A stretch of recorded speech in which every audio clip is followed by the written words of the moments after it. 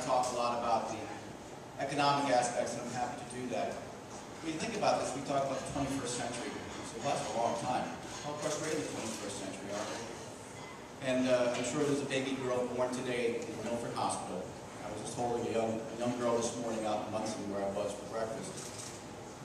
That young girl has a life expectancy of 80 years. We'll take her to the year 2090, cusp of the 22nd century. And so the decisions that we make today, or perhaps even more importantly, the decisions that we don't make today, are going to influence that child's life, that child's family's life, and the unborn generations of Americans yet to come. And that's who I'm fighting for. Look, I'm a career citizen just like you are. I've never run for public office before. I can't come to you and say, I repaved Route 16. I can't do that. I can tell you, though, that I've lived an American life. I'm a second-generation Polish immigrant. My grandparents came through Ellis Island like many of yours did. Set up shop in Brooklyn, New York. And I was born in Brooklyn and lived an extraordinary life. I'm just an ordinary guy who has lived an extraordinary life. Had an opportunity to go to an academy. Had an opportunity to travel this world. Starting in 1975, with a sea bag in one hand and a sextant in my other, and off I went, learning about the world. Traveling to Asia. Traveling the rest of the world. Beginning a life of international business. I had an opportunity to serve my country as a pilot. It taught me tremendous lessons about honor and leadership. To be at the pointy edge of the sword during the Cold War. To have been involved in some international activities of some intrigue. I take those lessons to my heart, and I honor the service of those who are in uniform today, defending this country, because I understand what it takes. And I, too, am very, very concerned about the path that this country has taken in terms of extended military deployments without end in sight.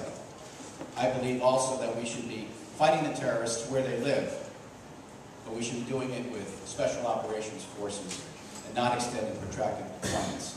And I, too, agree that we have a very special bond with our veterans. Now, veterans are those types of people who write a blank check made payable to the American government for an amount up to and including their life. You never know when that's going to be cashed in. Army, Navy, Marine, Air Corps, Air Force, Coast Guard, active duty reserves, National Guard. That bullet gets fired, and they're on the front lines immediately. So we do owe them a tremendous amount of respect, and I'm proud of my service there. But it gave me an opportunity in the Navy to go to the Pentagon, to work with the organization, the Joint Chiefs of Staff, to see how Washington operates, to see how the military operates, to bring that life experience with me. I went on to sales and marketing positions in large Fortune 500 companies in aerospace and defense industries, again, continuing my travel abroad, working with the United States government at various levels to institute programs. I've traveled as a businessman to Rawalpindi in Pakistan. I've been to the border of Afghanistan. I've been to Baghdad as a businessman. I've been to Vietnam as a businessman. I've been to China as a businessman. Over and over again. And I've done this my entire life. I've integrated that, and I bring to you a bag of experience. I've had my own small business, and it's been very successful, and it hasn't been so successful. It crashed and burned. So I've walked a mile in your shoes. I understand what it's like to make a payroll. I understand what it's like to short your own paycheck in order to make those ends meet. I understand the difficulties of small businesses and what small businesses face. I also understand the difficulties of what big businesses face. These are trying times. And I'm asking you to take a chance on someone who's never been a career politician. Someone who hasn't spent a lifetime as an elected official, but who has spent a lifetime as a public servant. I started that public service when I was a naval officer. I continued that public service to this day as a church leader, as a leader of young men. I put my money where my mouth is. And for those of you who've been involved in scouting, you know I think would agree with me, it's the best organization ever for young men in this country and around the world. And when I do travel around the world, I try to make sure I check in with this World Brotherhood of Scouting and tell my boys about it when I get back. We take them camping, we learn American values, traditional American values, how to become a good citizen in this country. So as we look forward to this election season, we have some serious choices, and they involve economic decisions. We've made change, and where there's anger in this country, and there's frustration in this country because most people don't believe their government has paid attention to them. They don't believe that they're being heard. And I hear that as a candidate, as I travel around this 2nd district, and I hear that reading national polls. We have a national health care plan that is likely to bankrupt this country, or head us in that direction. That is cutting $500 billion for Medicare. That is today, in this district alone, has cost us over 500 jobs in the healthcare industry. We're expanding this Medicare, or this healthcare, to 30-some-odd million additional people, yet we're closing hospital floors. We're letting skilled medical professionals go.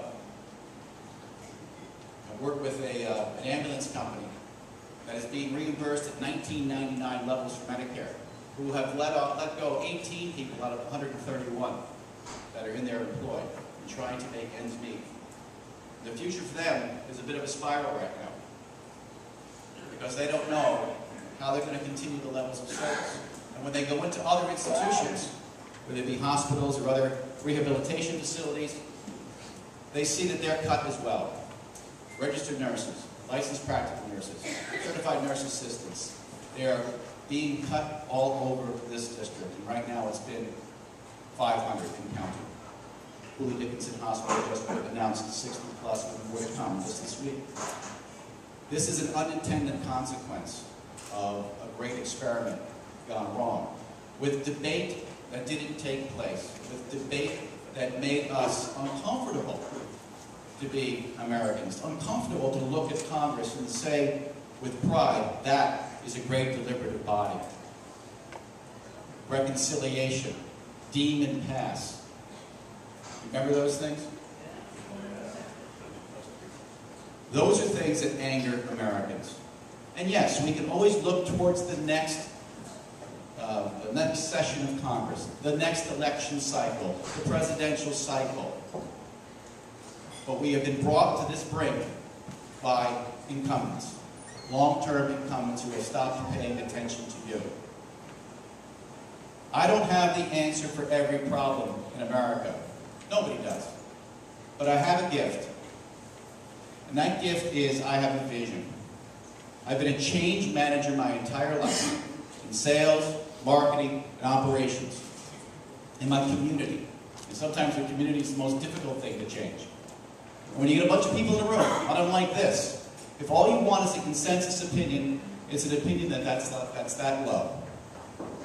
But I have an ability to cajole people. I have an ability to set a vision that's higher and elevate the discussion such that the end result is a much higher outcome than we could have gotten.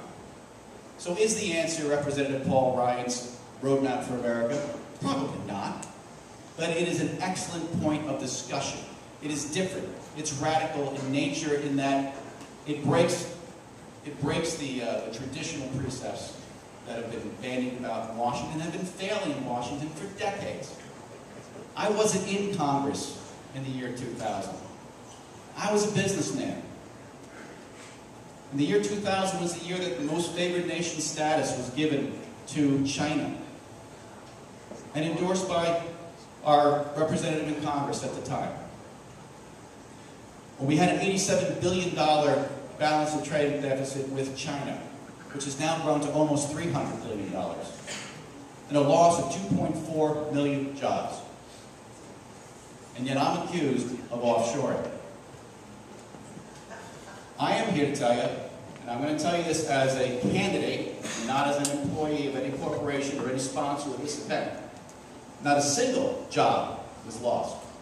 And in fact, there's more employment in Milford headquarters today than there was 6 years ago. So facts are stubborn things, and that is a fact. I've been told that I'm an offshoring expert, and I thank you for that appellation, because I'm actually a manufacturing expert as well. And I've written letters to the editor which instruct and warn American companies that they must be competitive. The footsteps that they hear are from companies outside the United States who are competing on cost, on quality, on speed, and that we need to adapt to those changes using manufacturing techniques like lean manufacturing, Six Sigma, things that don't have a lot of enthusiasm among many factory populations or among many union populations. But that's what it's going to take for America to be great again. I think my time is running out, and I'm sure you're going to have many questions. But I'm asking you for your vote because I am just like you. I am your neighbor, not just because I live at Hopedale, but because I think like you do. I value the things that you do. And this is our Congress. But the only people that can change representation in Congress right now are the people who are sitting in this room, and thousands more like you. And this most definitely is our time. As we work our way through the 21st century into the 22nd century, now is the time. Thank you very much.